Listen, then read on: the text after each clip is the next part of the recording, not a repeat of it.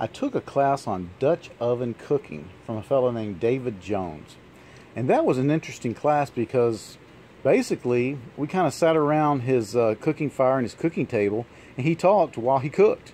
And then he brought a couple people up and gave them a recipe, and he had them cook, and he talked while they did that. To be honest, unless you were one of those 3 people that he picked or that volunteered, you probably didn't learn quite as much as they did, but it was still very entertaining, and you got food at the end of the deal. The big takeaway that I got from his class was this: chainmail. You put water on it and it grows into a whole chainmail outfit. No, this is for cleaning cast iron, not just Dutch ovens, but any cast iron. And if you love cast iron, and you should love cast iron, you know that cleaning it is very important. For one thing, most people don't clean them very much, but when you do, you don't go near it with soap.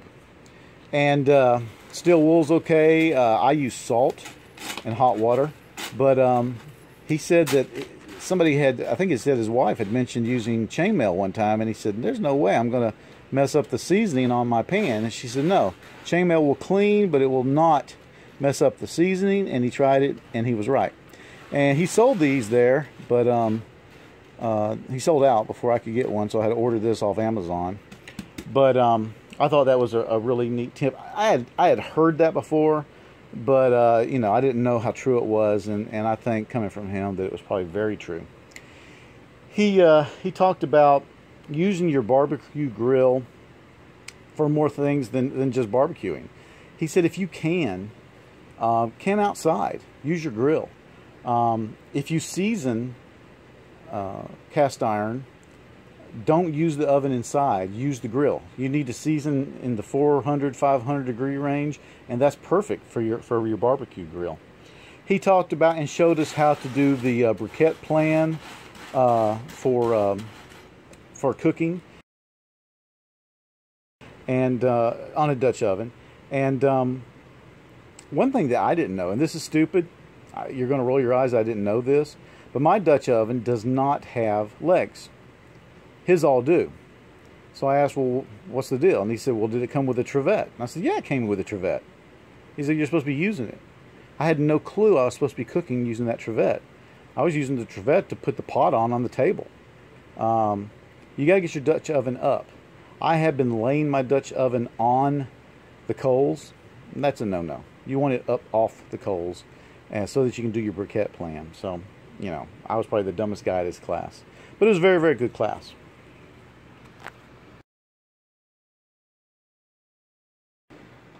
The last class I'm going to talk about today was a class called Emergency Communications. And it was taught by David Bennett. And I'm not going to lie to you. I took this class because I knew I didn't. I have a real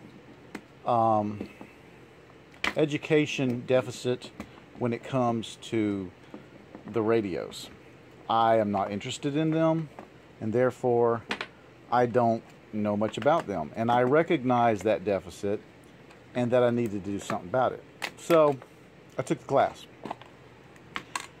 Still not really interested in them, but I learned something. He taught a pretty interesting basic class. I mean, very basic class. Very, very basic. And he just basically talked about the different types of radios and their uses. And he really dispelled a lot of misnomers. One thing I noticed is the class had a wide range of people as far as experience went. And there were a couple in the class that seemed to be wanting to, I don't know if they were trying to catch him at something, you know, you're wrong about this and I'm right about that. But there were a lot of questions where you knew that the guy asking the question already knew the answer. But he handled those well, Mr. Bennett did. One thing he said was that everyone should own a smartphone, not an iPhone. Now, you could have an iPhone for talking on the phone, but he pointed out that the smartphones have so many apps available to them in the radio field, that virtual radios, or what they call them, software-defined radio. Whereas iPhones, there's none of that. And There's just a lot of apps that you can download that give you radio capabilities, or maybe they're virtual radio capabilities, using a smartphone.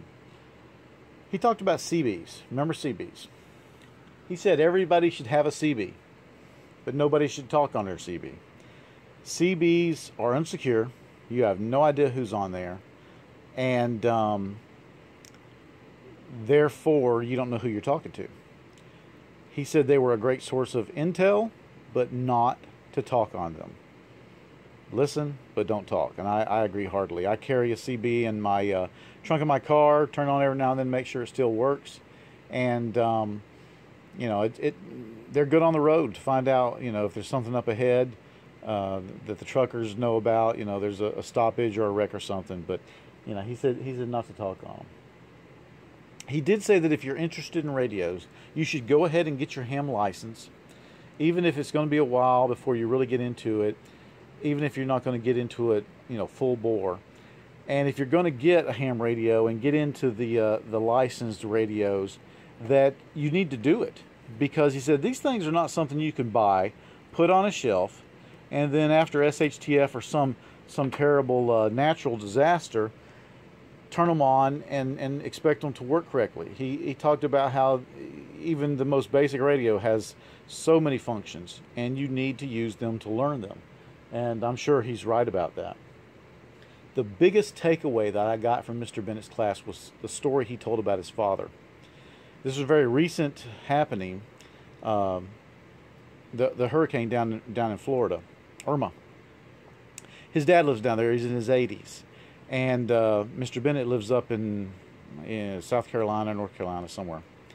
And the phone lines were down. He couldn't get a hold of his dad. He wanted to find out if he's okay.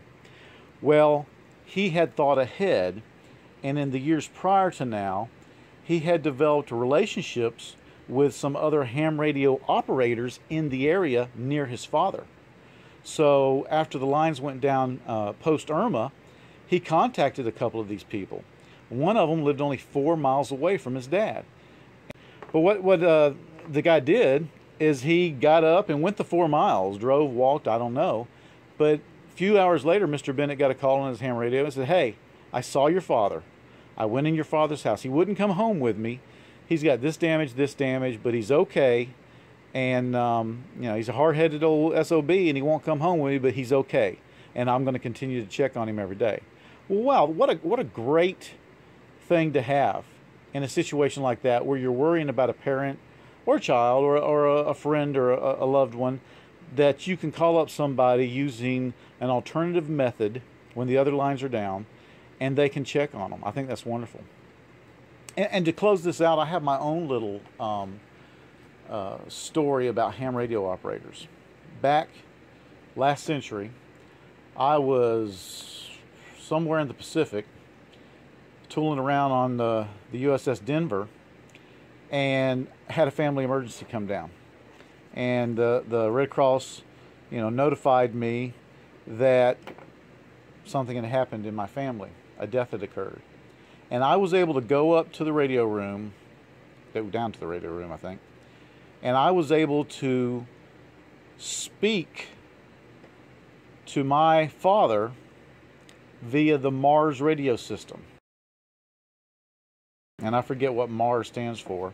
But basically what they did is they spoke to ham radio operators, quite a few of them, across the world. And we had this long, you know, the game telephone, where you tell me something, I tell you something, you tell me something.